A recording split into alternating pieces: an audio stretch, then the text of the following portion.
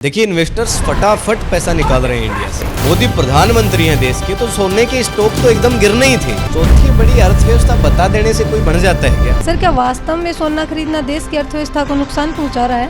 ये अचानक से संकट याद कैसे आ गया? इतने दिन कहाँ थे मोदी? दोस्तों, भारत के प्रधानमंत्री ने सरसों के तेल, सोना, पेट्रोल, डीजल, बहुत सारी चीजों पे बात करी है और इसको लेकर के आपके मन में काफी सारे सवाल उठ रहे होंगे। सभी सवालों का ईमानदारी से जवाब देने का प्रयास करेंगे। फटाफट से शुरू करते हैं। सर, मोदी जी ने देश से इतनी सारी अपील क्यों की?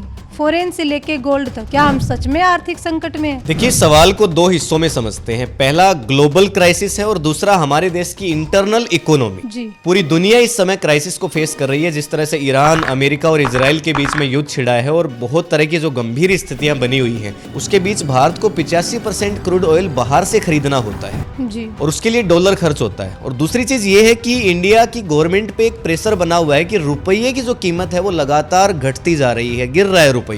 मोदी जी के पुराने स्पीच हैं कि मैं राज में बैठा हूं, इस तरह से रुपया नहीं गिरता है। दोस्तों, मैं बैठा हूं, मुझे मालूम है इस प्रकार से रुपया इतनी तेजी से गिर नहीं सकता।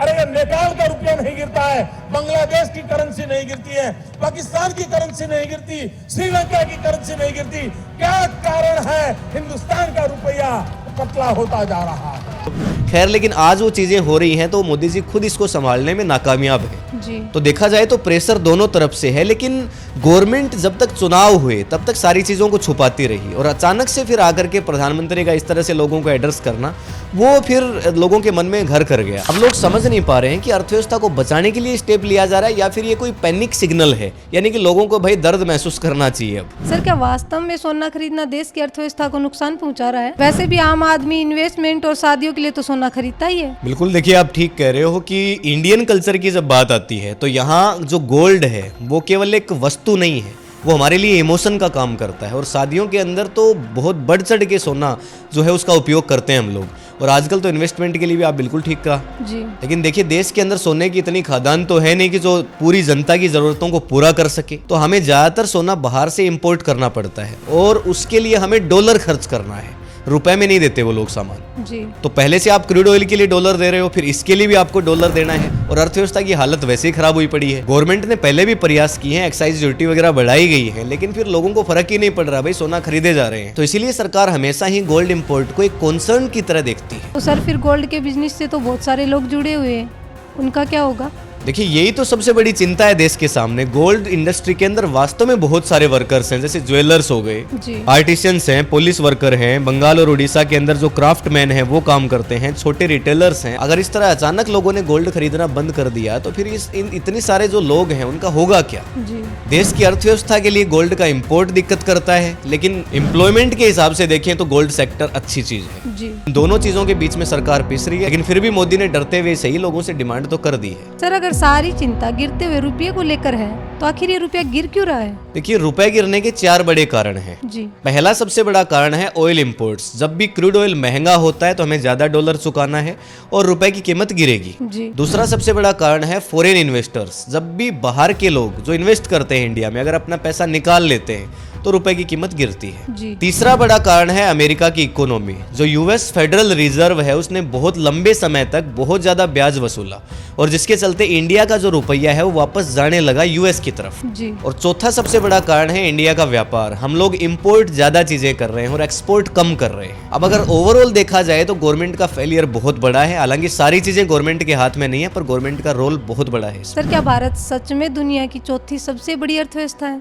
देखिए, मैं आपको बताऊं कि ये सवाल बड़ा इंटरेस्टिंग है। इसमें 50% सच है और 50% जो है वो पॉलिटिकल मार्केटिंग है। जी। अगर जीडीपी के हिसाब से देखा जाए तो हम विश्व की चौथी बड़ी अर्थव्यवस्था है। हमने जापान को पीछे छोड़ दिया है, ये सच है। जी। लेकिन इसका कारण ये नहीं है कि गवर्नमेंट ने बहुत अच्छा काम किया है और अच्छे दिन आ गए हैं। और जब पॉपुलेशन इतनी ज्यादा है तो जो इकोनॉमी है उसका साइज अपने आप ऑटोमेटिकली बड़ा दिखता है। लेकिन अगर बात लोगों के एवरेज इनकम की करी जाएगी तो फिर तो पूरा का पूरा झोल है इसमें। जी। हम लोग डेवलप्ड कंट्रीज के आसपास भी नहीं है, ना तो लोगों के पास ढंग के जॉब है। अगर जॉब्स हैं तो सैलरी बहुत ज्यादा वीक है। एक नॉर्मल आदमी 7-8 हज़ार रुपये महीना भी कमा रहा है, जी। और ऊपर से जो गवर्नमेंट है वो रोजगार के नए अवसर क्रिएट भी नहीं कर पा रही है। तो हालात तो ये हैं। बाकी पॉपुलेशन वाइज अगर आपको खुश होना है कि भाई हम बड़ी जीडीपी है, तो हाँ हम हैं। सर हम सच में इतनी बड़ी इकोनॉमी है तो फिर जनता से सेक्रीफाइस क्यों मांगा जा रहा है? देखिए, वास्तविकता ये है कि अगर अर्थव्यवस्था स्टेबल होती तो इस तरह के सेक्रीफाइस की कभी आपको जरूरत पड़ती ही नहीं। जी। सबसे बड़ी दिक्कत पता है क्या है? परसेप्शन की दिक्कत है। जो गवर्नमेंट ने जिस तरह के कैंपेन चलाए हैं कि हम लोग विश्व गुरु हैं, इंडिया की ग्रोथ स्टोरी को बताया गया है, 5 ट्रिलियन इकोनॉमी को दिखाया गया है, फिर अचानक से आकर के आप कह रहे हो कि गोल्ड मत खरीदिए, पेट्रोल डीजल बचाइए, फॉरेन ट्रिप्स मत कीजिए, तो फिर थोड़ा सा उखड़ा हुआ लगता तो है। जी। हालांकि कई बार ऐसा भी होता है कि गवर्नमेंट बिगड़ते हुए हालातों को रोकने के लिए भी स्टेप्स लेती है, लेकिन इस सरकार के साथ ऐसा मालूम नहीं पड़ता है, क्योंकि जिस तरह की छवि ये सरकार बनाने का प्रयास करती है, जब तक चीजें बहुत ज्यादा न बिगड़ जाएं ये लोग नहीं बोलेंगे। सर मोदी जी की अपील के बाद स्टॉक मार्केट गिर गया था, इसका क्या कारण रहा? देखिए, मोदी जी कोई आम इंसान तो है नहीं, देश के प्रधानमंत्री हैं, और जब देश का प्रधानमंत्री जाकर के दुनिया को ये बता रहा है कि गोल्ड मत खरीदिए, तो जो गोल्ड के स्टॉक्स थे उनको तो गिरना ही था। जी। टाइटन, कल्याण ज्वेलर्स, पीसी ज्वेलर्स जैसे जितने भी स्टॉक थे वो सारे के सारे नीचे गिरे। हालांकि पूरे के पूरे मार्केट पे असर इसलिए देखने को मिला कि लोगों ने सोचा भाई अर्थव्यवस्था की हालत कहीं ना कहीं खराब है, और हो सकता है गवर्नमेंट के पास ऐसी इन्फॉर्मेशन हो कि कहीं मंदी आने वाली है, तो इसलिए लोगों ने पैसा निकालना शुरू कर लिया और मार्केट गिर गया।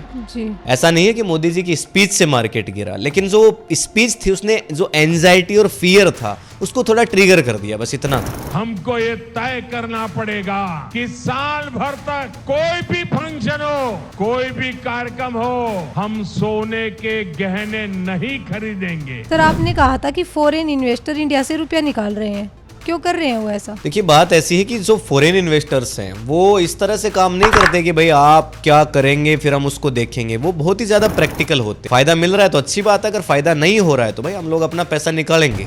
जी। इंडिया से पैसा निकालने के कई सारे रीजंस रहे हैं, जैसे रुपए वीक हो रहा है बार बार, जी। मार्केट उनको एक्सपेंसिव लग रहा है, ग्लोबल अनसर्टेनिटी है, एल्यूमिनियम और सुपर कंडक्टर्स की रेस के अंदर कोरिया, ताइवान ये सब आगे दिख रहे हैं, तो क्यों न करें इन्वेस्टर्स ऐसा? जी। आप खुद ही सोचिए कि भारत की भलाई के लिए कोई दूसरा अपना पैसा खराब क्यों करेगा? जी। हालांकि ऐसा नहीं कि सबके सब इन्वेस्टर चले गए हैं, इंडिया अभी भी बहुत बड़ा मार्केट है, और जो लॉन्ग टर्म इन्वेस्टर हैं वो इंडिया को इंपॉर्टेंट मान भी रहे हैं। जी। लेकिन ये जो सारी दिक्कतें आ रही हैं वो रिटर्न्स कम मिल रहे हैं उसकी वजह से। सर बार बार आरोप लग रहे हैं कि गोदी मीडिया सच्चाई छुपा रहा है, क्या राज है इसके पीछे? देखिए, गोदी मीडिया की ही जब बात आ गई है तो गोदी मीडिया तो राज छिपाएगा ही, क्योंकि उसका नाम गोदी मीडिया है। लेकिन फिर भी अगर मैं बिजनेस न्यूज़पेपर्स की बात करूं, जी। जैसे कि इकोनॉमिक टाइम्स हो गया, मिंट है, बिजनेस स्टैंडर्ड है, रॉयटर्स कवरेज है, इन सब न्यूज़पेपर्स के अंदर जो इकोनॉमिक स्ट्रेस चल रहा है वो ओपनली डिस्कस किया जा रहा है। जी। फिर क्यों देखना है हमें गोदी मीडिया? अच्छे अखबारों को चूज करिए। जितने भी चैनल्स हैं या तो वो भारत पाकिस्तान पे डिबेट चला के बैठ जाते हैं या हिंदू मुस्लिम पे डिबेट चलाते हैं, नफरत फैलाने का काम करते हैं, इससे ज्यादा कुछ करेंगे नहीं वो।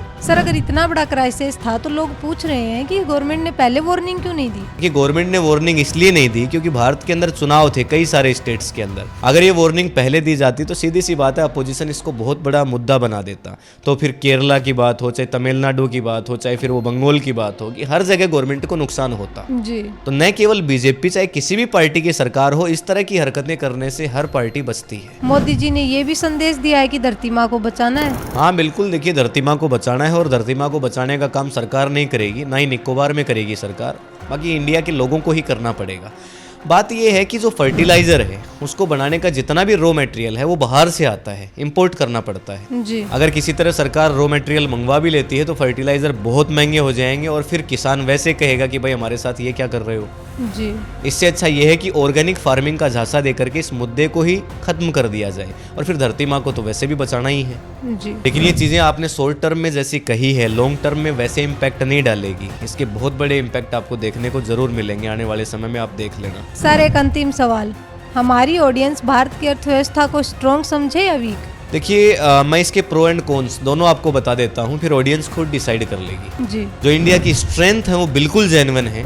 बहुत बड़ा पॉपुलेशन मार्केट हमारे पास है, डिजिटल इकोनॉमी की ग्रोथ हमारे यहाँ है, इंफ्रास्ट्रक्चर को भी भारत लगातार एक्सपेंड कर रहा है। जी। हमारे पास फास्टेस्ट ग्रोविंग इकोनॉमी का टैग भी है जो कि पाकिस्तान के पास नहीं है। कहीं ना कहीं हम मैन्युफैक्चरिंग को पुश करने का काम भी करते हैं।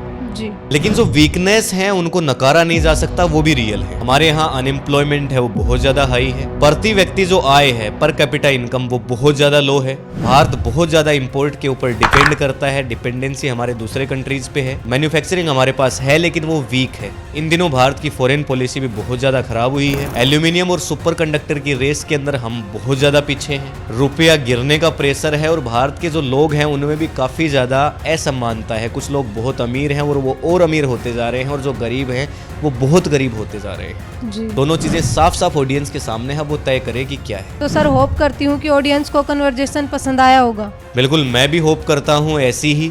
और अगर इन लोगों की राय, ऑडियंस की जो राय है वो अगर हमसे अलग है तो कमेंट सेक्शन में लिख करके ज़रूर बताएं। और अगर ये वीडियो आपको पसंद आया तो लाइक का बटन दबा दें, चैनल को सब्सक्राइब कर लें और जितना हो सकता है इस वीडियो को ज़्यादा से ज़्यादा शेयर कीजिएगा, क्योंकि मार्केट में बहुत सारे तरह की अफवाहें फैल रही हैं। मोदी जी ने जो भी कहा है लोग समझ नहीं पा रहे हैं, तो हमने बहुत डिटेल्ड एक्सप्लेनेशन इसके ऊपर दिया है, तो ज़रूर लोगों को पसंद आएगा। आज के लिए इतना ही, मिलेंगे नेक्स्ट वीडियो में, तब तक के लिए जय हिंद, जय भारत।